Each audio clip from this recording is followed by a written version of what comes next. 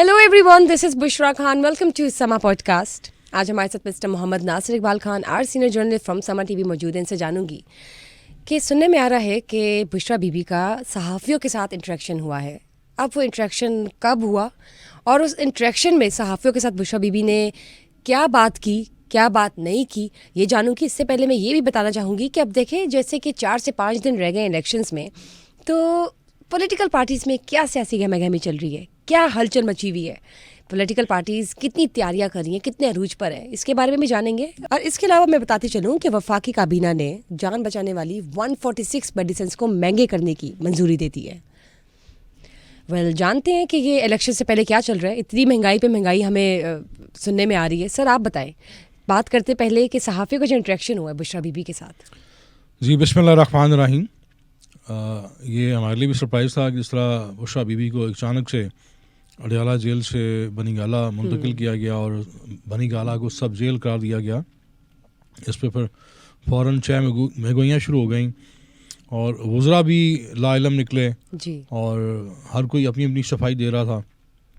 बरकैफ पाकिस्तान के अंदर जो डील और ढील है ये कोई नई बात नहीं है और किसी लम्हे किसी वक्त भी डील और ढील के नतीजे में चीज़ें तब्दील हो जाती हैं. अब यहाँ तक सुनने में आ रहा है कि ये भी एक क्यासराई चल रही है कि मुमकिन है इमरान खान को भी अडयाला जेल से सब जेल बनी गाला मुंतकिल कर दिया जाए. और पाकिस्तान के अंदर आप कोई ऐसी पेशीन कोई नहीं कर सकते वसूख के साथ, क्योंकि चीज़ें एकदम इतनी रफ्तार से बदलती हैं कि जिनका अंदाज़ा भी नहीं होता. बहरकैफ ये जो इंटरेक्शन हुआ है इनका साबिक़ खातून अव्वल का मीडिया के साथ, उन्होंने तरदीद किया है कि मैं बड़ी बहादुर हूँ, दबंग हूँ और मैं अडयाला जेल गिरफ़्तारी देने आई थी और मैं अडयाला जेल में अपनी कैद या अपनी सज़ा काटने के लिए तैयार हूँ. ना मैंने को डील की है, ना इमरान खान को डील करेंगे और हम बड़े बहादुर हैं और हम बड़ी बहादुरी से सारी सूरत-ए-हाल का सामना करेंगे, ये उनका कहना है. बहरकैफ उनका कहना है कि मुझे धोखे से बनी गाला मुंतकिल किया गया है. लेकिन अब अगर ये दोनों इमरान खान भी बनी गाला चले जाते हैं तो यकीनन जो डील के हवाले से इसको को शुबहात हैं उनको तक़वियत मिलेगी, ऑब्वियसली मिलेगी. जी. और मैं समझता हूँ कि रास्ता निकलना चाहिए. जेलें और सज़ाएं और ज़िद, ये इससे आप अपने रास्ते बंद कर सकते हैं. और एक ज़िद से, हठधर्मी से अगर आप अपने आप को जेल की हद तक महदूद कर लेते हैं तो पहले भी आपने अपनी ज़िद से बहुत सारे मौके गंवाए हैं जब आपको हटाया गया, वज़ारत उज़्मा से अदम एतमाद कामयाब हुई और आपको कहा गया कि आप पार्लियामेंट का हिस्सा रहें और वहाँ पे अपोजिशन के प्लेटफार्म से अपना फ़ाल किरदार अदा करें, लेकिन आपने अपनी ईगो और अपनी ज़िद में आके वो मौका ज़ाया किया. फिर आपने सूबाई असम्बलियाँ तोड़ी और अल्टीमेट जो कुछ हुआ वो आप सबके सामने है. नतीजतन ये आज जेल में हैं और बहरहाल एक अदम इस्तेकाम पैदा हुआ पाकिस्तान के अंदर, एक बहरान पैदा हुआ. तो अब इमरान खान बारहा मुज़ाकरात की बात कर रहे हैं और दूसरी तरफ से खामोशी है, लेकिन कहीं ना कहीं दूसरी तरफ से भी खामोश राब्ते हैं. खुद बुशरा बीबी ने इंकशाफ किया है कि मेरे ज़रिए, मेरी वसातत से इमरान खान तक पैगाम रसानी की जा रही है और मैंने दो टोक अंदाज में बात की है कि इमरान खान से बराह रास्त बात की जाए. साथ उन्होंने ये भी दावा किया है कि इमरान खान डील नहीं करेंगे. लेकिन आने वाले दिनों में हमारी दुआ है, ये डील जो है ये मैं समझता हूँ सियासत का हिस्सा है और अगर आप कॉम्प्रोमाइज़ नहीं करते, समझौते नहीं करते, जिस तरह इमरान खान ने एक अपना मौक़िफ़ पेश किया था यू टर्न के हवाले से, जी. और उसको एक ताना बना दिया गया. मैं समझता हूँ यू टर्न जो होता है वो एक आपके लिए बाज़ का नागुज़ीर हो जाता है. अगर आप बंद गली में आ निकले हैं और आपको पता है कि आगे कोई रास्ता नहीं है, दीवार है, तो फिर यू टर्न के अलावा तो आपके पास कोई ऑप्शन नहीं है. और अगर हम माजी में चले जाएँ 1400 साल पहले, तो जो ग़ज़वा खंदक है वो बहुत बड़ा मैसेज है कि जंग ही नागुज़ीर नहीं है.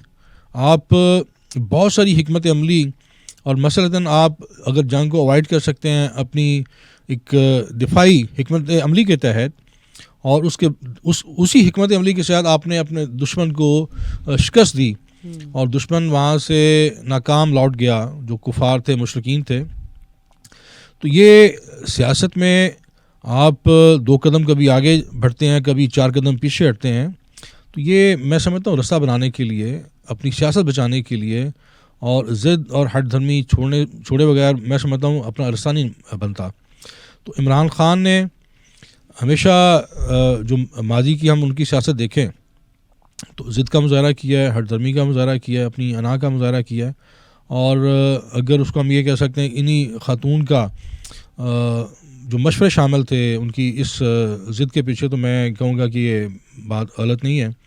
خود وہ ایڈمٹ کر چکے ہیں کہ میں اپنی اہلیہ سے جو مشورے کرتا ہوں میں ان سے ان کی مشاورت سے میں آگے اپنے سیاسی فیصلے کرتا ہوں. تو ان کو چاہیے کہ جو اپنے سیاسی شریک ہیں ان کی پارٹی کے جو رفقا ہیں سینئر لوگ ہیں ان سے مشاورت کریں اور یقیناً وہ ان کو مفید مشورہ دیں گے. خاص طور پہ شاہ محمود قریشی اس وقت جیل میں ہیں. ان کے ایک ناراض اتحادی جن کے بارے میں بتایا جا رہا ہے کہ شاید ان کے رستے الگ ہو گئے ہیں, شیخ رشید بھی ان دونوں اڈیالہ جیل میں ہیں اور پرویز رشید بھی جیل میں ہیں. تو اپنے ایسے سیاسی اتحادیوں سے مشاورت کریں اور ایک بہتر فیصلہ کریں. بالکل ٹھیک بات کی آپ نے سر. اب یہ دیکھیں نا کہ عوام پہ کیا اثر جا رہا ہے. آپ سب جیل بنا رہے ہیں جی, بنی گالا کو آپ سب جیل بنا رہے ہیں, تو ایسی کون سی اسپیشل ٹریٹمنٹ کی ضرورت پڑ گئی؟ یہ ماضی میں بھی اس طرح کے بہت سارے واقعات ریکارڈ کا حصہ ہیں اور بہت سارے ایسے ہمارے سیاسی عمائدین ہیں جن کو ان کے گھروں میں نظر بند کیا گیا, ان کی جو رہائش کو سب جیل قرار دیا گیا. تو یہ پہلا موقع ایسا نہیں ہوگا. بہرکیف چونکہ پاکستان کے اندر 2 جو قوانین ہیں وہ تو بہرحال موجود ہیں. طاقتور کے لیے با اثر کے لیے قانون اور ہے, کمزور کے لیے ناتواں کے لیے قانون اور ہے. بالکل صحیح. لیکن اگر اس سے ریاست کو فائدہ ہوتا ہے, ہماری سیاست کو فائدہ ہوتا ہے, تو میں سمجھتا ہوں کہ یہ کر گزرنے میں کوئی مذائقہ نہیں ہے, کوئی قباحت نہیں ہے. تو یعنی کہ آپ کو لگتا ہے کہ اگر اس فارمولا کو اپلائی کیا گیا, یہ ہوتا آیا ہے, ہوتا رہے گا. یہ پاکستان میں یہ ایسی بہت ساری مثالیں موجود ہیں. ایون ابھی اگر میں نام لوں پروفیسر حافظ سعید صاحب کا جماعت الدعویٰ کے, وہ اپنے گھر میں نظر بند ہیں. ان کو گھر کی جو ان کا گھر ہے اس کو سب جیل قرار دیا گیا ہے. تو اس طرح کی بہت ساری مثالیں موجود ہیں ہماری تاریخ میں, سیاست کی تاریخ میں موجود ہیں. ٹھیک ہے سر, مجھے یہ بتائیں کہ جب میں بات کرتی ہوں وفاقی کابینہ کی, الیکشن سے پہلے وفاقی کابینہ نے منظوری دی ہے 146 جان بچانے والی میڈیسنز کو مہنگا کرنے کی. یہ کیا ماجرا ہے؟ پہلے تو میں آپ کو تھوڑا سا الیکشن کے حوالے سے عرض کروں.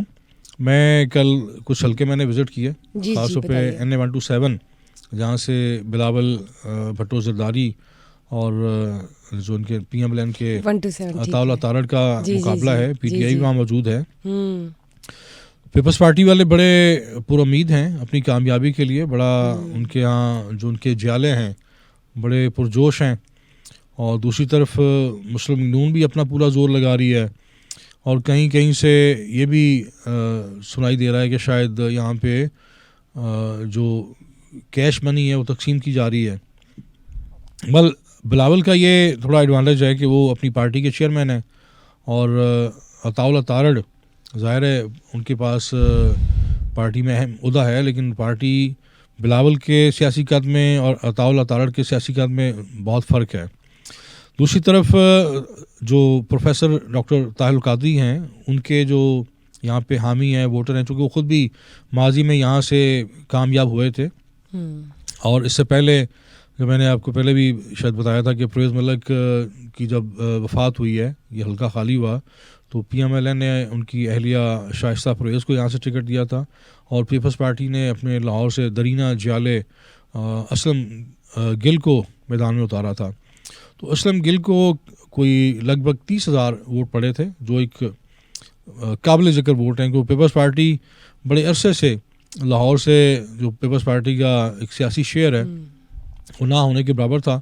تو 30,000 ووٹ دیکھتے ہوئے بلاول نے یہ فیصلہ کیا کہ وہ لاہور سے اس حلقے کا انہوں نے انتخاب اس لیے کیا تھا چونکہ ان کو یہ حالیہ بائی الیکشن میں یہاں سے 30,000 ووٹ ملے تھے. اور یہ میں ایک آپ کو خبر بتاتا چلوں آپ کے سننے والوں کے لیے, جو مجھے باوثوق ذرائع نے بتایا ہے کہ بلاول بھٹو اگر اس حلقے سے کامیاب ہوتے ہیں تو وہ اس حلقے سے ریزائن نہیں دیں گے کسی اور حلقے سے، چونکہ وہ 1 سے زائد سیٹوں سے الیکشن لڑے ہیں. لگتا ہے چانسز ہے کہ وہ ہو سکتے کامیاب؟ نہیں، میں نے دیکھیں زور پورا لگا رہے ہیں. ہاں جی. اور میں نے آپ کو اپنا ایک ناقص تجزیہ پیش کیا ہے کہ ان کے سیاسی قد میں اور عطا اللہ تارڑ کے سیاسی قد میں بہت فرق ہے. اسلم گل کو 30,000 ووٹ ملے تھے، اور اس وقت پیپلز پارٹی پورا اپنا اس پہ فوکس کر کے زور لگا رہی ہے. ڈاکٹر طاہر القادری اس کو سپورٹ کریں، ان کی جماعت، چونکہ اس حلقے میں ان کی منہاج یونیورسٹی بھی ہیں، ان کے بہت سارے رفاعی ادارے اسی حلقے میں بیس کرتے ہیں. ان کا حلقہ باب ہے جو مطلب کہہ لیں کہ مستقل ایک ان کا ووٹ بینک ہے. دوسری طرف سابق گورنر پنجاب چودھری سرور جو ہیں وہ بھی اس اکھاڑے میں اترے ہوئے ہیں NA-127 کے، اور پوری اپنی سیاسی توانائیوں کے ساتھ سپورٹ کریں بلاول کو. تو بہرحال یہ اصل تو جو کہنے نتیجہ آئے گا 8 فروری کو. دونوں طرف سے دعوے کیے جا رہے ہیں، PTI بھی بیچ میں میدان میں موجود ہے. برکیف میں نے جو اصل آپ کو خبر دی ہے کہ بلاول اس حلقے سے ریزائن نہیں دیں گے. اگر وہ کامیاب ہوتے ہیں تو اس صورت میں وہ یہ حلقہ نہیں چھوڑیں گے، اور اگر کوئی اندرون سندھ سے اپنے پچھلے حلقے سے اگر وہ جیتے ہیں تو وہ حلقہ چھوڑیں گے. وہ چاہتے ہیں کہ لاہور میں اپنا ایک بیس کیمپ بنایا جائے. ٹھیک ہے جی. دوسری طرف آپ نے جو بات کی ہے یہ بڑا افسوسناک ہے. ہم نے کل بھی بات کی تھی، جب پیٹرول مہنگا ہوا ہے تو یہ نگران حکومت تو مہمان حکومت ہوتی ہے، وہ ایسے فیصلوں سے اوائڈ کرتی ہے. بالکل، اور کرنا بھی چاہیے. لیکن پتہ نہیں یہ کس طرح کی اپروچ ہے کہ ایک طرف جو عوام ہے آلریڈی مہنگائی کی چکی میں بری طرح پس رہے ہیں، یہ جاتے جاتے ہمیں گفٹ دیتے ہوئے جا رہے ہیں. پتہ بھی نہیں چلتا کہ کب پیٹرول پمپ گرایا جاتا ہے، کب ان پر جو بجلی کے ان کو جھٹکے لگائے جاتے ہیں، اور سوئی گیس کا بل، بجلی کا بل، ہر چیز میں مہنگائی ہے. یوٹیلیٹی بلز اتنے زیادہ ہیں کہ لوگ خودکشیاں کر رہے ہیں، اور ان کے پاس ان کی جو قوت خرید ہے وہ نہ ہونے کے برابر ہے. ان کے ذرائع آمدنی بڑے محدود ہیں. تو یہ وسائل اور مسائل میں جو تفریق ہے، خلیج ہے، وہ بڑھتی چلی جا رہی ہے. وسائل کم سے کم ہو رہے ہیں، اور مسائل اور مہنگائی کا جو طوفان ہے وہ آئے روز امڑ آتا ہے. تو یہ بہت بڑا المیہ ہے کہ 146. سر وجہ کیا ہے اس کی؟ کیا کوئی آپ وجہ یہ ہے کہ انہیں لگتا ہے کہ عوام کے اندر جو مزاحمت نہیں ہے، عوام کے اندر دم خم نہیں ہے. ہم جو بھی فیصلے کریں گے عوام جو ہے منوان تسلیم کر لیں گے. ہمارا ایک مثال بنی ہوئی ہے، قائد بنی ہوئی ہے نا، جوتے مارنے والے بندے بڑھا دو. تو عوام اتنے پسے ہوئے ہیں کہ ان کے پاس سکت نہیں ہے کہ وہ ان چیزوں کے خلاف مزاحمت کریں. اور تقسیم ہے، اوپر سے الیکشن ہے، اور الیکشن کی گہما گہمی میں سمجھتا ہوں جو انتخابات میں سیاسی جماعتیں سرگرم ہیں انہیں بھی اس پہ آواز اٹھانی چاہیے، اور یہ عوام سے وعدہ کرنا چاہیے کہ وہ اگر اقتدار میں آتے، جو بھی جماعت اقتدار میں آتی ہے تو ان فیصلوں کو رول بیک کرے گی. پیٹرول کی پرانی قیمتیں بحال ہونی چاہیے، اور ابھی یہ منظوری ہوئی ہے، اس پہ امپلیمنٹ نہیں ہوا. تو ہم ارباب اقتدار سے اس پلیٹ فارم سے یہ کہیں گے کہ لوگوں کی حالت زار دیکھیں، ان کی قوت خرید دیکھیں. آلریڈی اتنے مسائل ہیں ان کے پاس، جو روٹی کے لیے، روزی کے لیے جو وسائل ہیں ان کی قلت ہے. جان بچانے والی دوائیاں جو ہیں اب اس کو بھی مہنگا کرنے کا ہونا تو یہ چاہیے کہ آپ قیمتیں کم کریں تاکہ لوگوں کو ریلیف ملے. وہ یہ جو خودکشی کے واقعات بڑھ رہے ہیں اس میں کمی آئے، اور آپ لوگوں کے لیے آسانیاں پیدا کریں. ان کو آپ جو صحت کم از کم، جو ریاست ہم تو کہتے ہیں ماں جیسی ریاست ہوتی ہے، کم از کم صحت اور تعلیم جو ہے وہ ریاست کو مفت دینی چاہیے.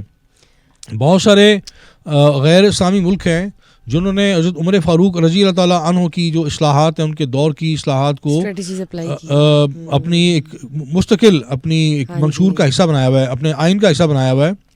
اور وہ فلاحی ریاستیں بنی ہوئی ہیں، غیر مسلم ریاستیں بھی فلاحی ریاستیں جن کا تصور اسلام نے دیا، جن کا تصور ہمارے رسول اکرم صلی اللہ علیہ وآلہ وسلم نے دیا، پھر حضرت عمر فاروق رضی اللہ تعالیٰ نے امپلیمنٹ کر کے دکھایا.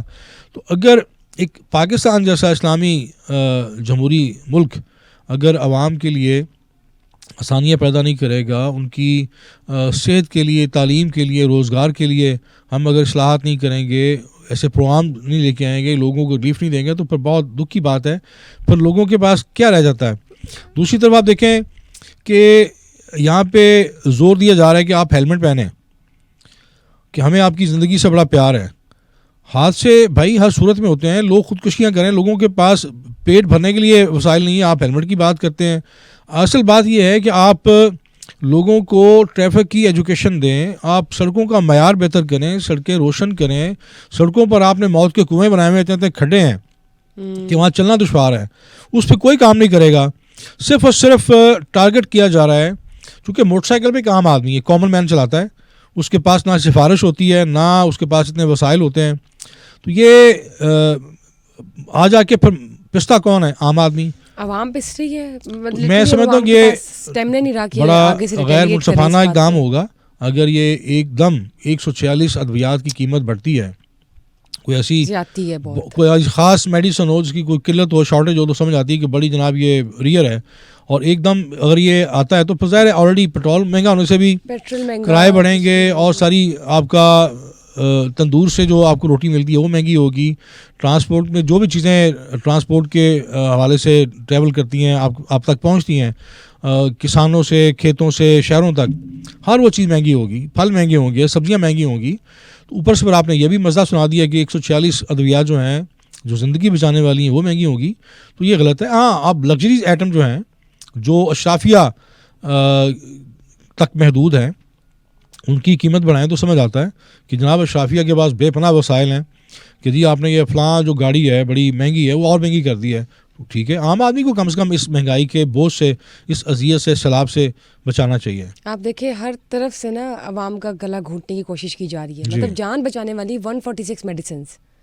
دعا تو یہ کہ آنے والی حکومت کمپیریزن ہی آتا ہے نا کہ اگر یہ ابھی حال ہے تو آنے والی حکومت کیا حل کرے گی. میں سمجھتا ہوں آئینی طور پر نگران حکومت کے پاس صرف اور صرف مینڈیٹ ہوتا ہے کہ آپ نے الیکشن کروانے ہیں شفاف اور منصفانہ اور بر وقت.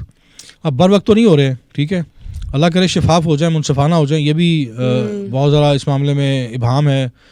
لیکن اصل چیز ہے کہ اس قسم کے بنیادی فیصلے جس سے عام آدمی افیکٹ ہوتا ہے, جس سے عام آدمی کی جو اس کا گھر کا بجٹ ہے وہ ڈسٹرب ہوتا ہے, یہ نگران حکومت کا مینڈیٹ ہے ہی نہیں. یہ ڈیسیجن میکنگ پاورز آپ اگر نہ ہی لے تو بہتر ہے. حکومت کا یہ دیکھیں, منتخب حکومت کا مینڈیٹ ہوتا ہے جو عوام کو جواب دہ ہوتے ہیں, جنہوں نے عوام سے ووٹ لیے ہوتے ہیں, جن کو پتا ہے کہ ہم نے 5 سال بعد پھر عوام کے پاس جانا ہے. یہ نگران حکومت آئے ہیں اس کے بعد وہ کبھی نہیں آئیں گے, نہ انہوں نے عوام کے پاس جانا ہے. جاتے جاتے تحفہ دے کے جا رہے ہیں. یہ ستم ظریفی ہے, یہ تحفہ نہیں ہے, بہت بڑا میں سمجھتا ہوں یہ ایک جو مہنگائی کا بوم ہے یہ کئی گھرانوں کو اجاڑ دیتا ہے, کئی خاندان اس سے متاثر ہوتے ہیں, لوگوں کے چولہے بجھ جاتے ہیں. تو یہ اس پلیٹ فارم سے میں کہوں گا کہ اس پہ عمل درآمد نہ کیا جائے. یہ لوگ آلریڈی بہت پیسے ہوئے ہیں. ویسے ہمارے پاس کتنے میڈیکل ڈسکاؤنٹس ہوتے ہیں پاکستان میں, اگر آپ دیکھیں اوپر سے دوائیاں آپ اور مہنگی کر دیں تو وہ بندہ پھر ویسے جس کو ضرورت بھی ہوگی وہ بیچارہ پھر ویسے چلا جائے, پھر وہ موت کا انتظار کر لے. اگر مسلمان اور ایک مسلم کنٹری میں یہ حال ہے تو پھر اور آنے والی حکومت کیا کرے گی پھر. میں تو یہ سوچ کے حیران ہوں. میری تو بس یہ دعا ہے اور ایڈوائس اور سجیشن ہے اگر سننے میں چلی جائے کہ جو بھی آنے والی حکومت ہے پلیز اس کو یہ جو بھی ہو رہے ہیں فیصلے رول بیک کیے جائیں.